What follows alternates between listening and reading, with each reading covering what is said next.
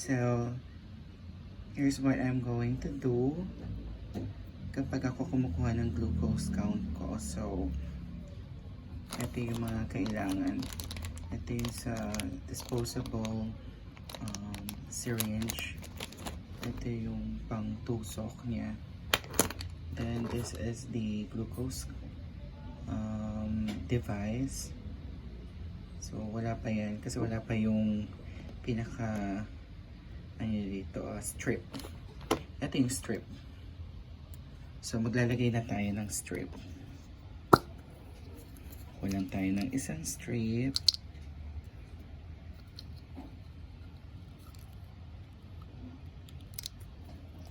Ayan po yung strip. So, what we're going to do, ito po, yung i-insert natin dito. Ayan.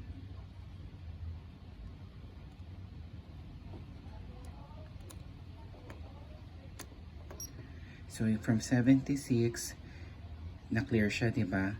Yung parang blood na yan, ayan yung indication na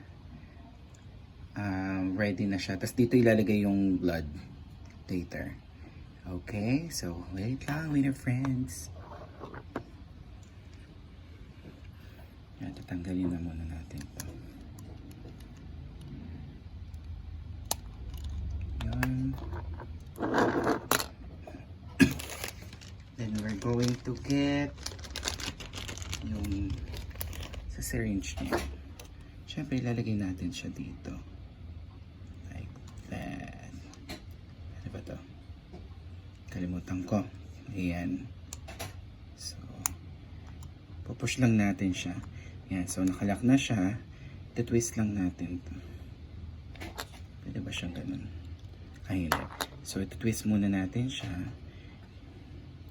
Papakita ko sa inyo yung tip nung kung ano yung tutusok sa akin later. Ayan. Kung may ayan, yan. Ayan, tutusok later. So, close muna natin.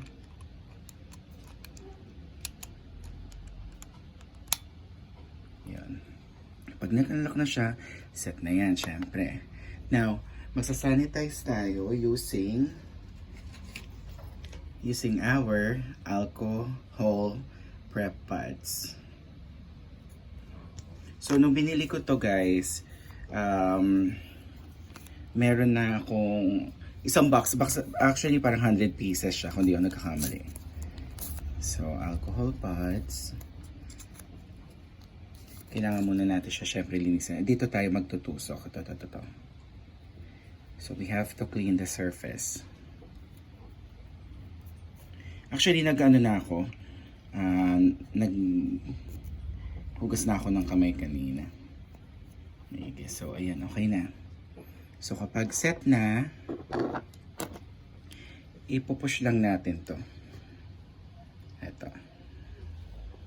Ayan. So, dito lang. Okay. Medyo piga-pigain lang natin. Diba? Baka mag-alin kayo sumigaw ako ha. Chares.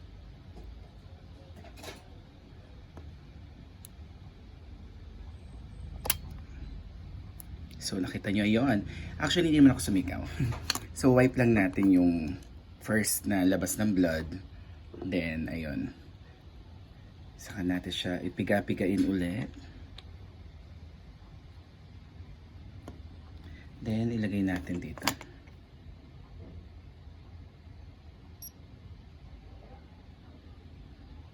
Kung nakikita nyo, gumagalaw na siya. At mataas po ang aking dugo. Ang glucose ngayon. It's 140. Ayun. From 78, 140 ako ngayon. Pero sabi nga ni Mama, for best results, ay kailangan daw mag-fasting. So, tinignan ko lang yung difference. Kasi parehas, hindi ako nag-fasting nun eh. Nag-78 ako. 78, tas ngayon, ang blood sugar ko, 140. So, ang normal kasi, based on my research, is 70 to 100. So, lumagpas ako ng 40. Ayun. So, thank you for watching, Winner Friends. So, please don't forget to subscribe and hit the notification bell for more videos, okay? Take care always. God bless everyone.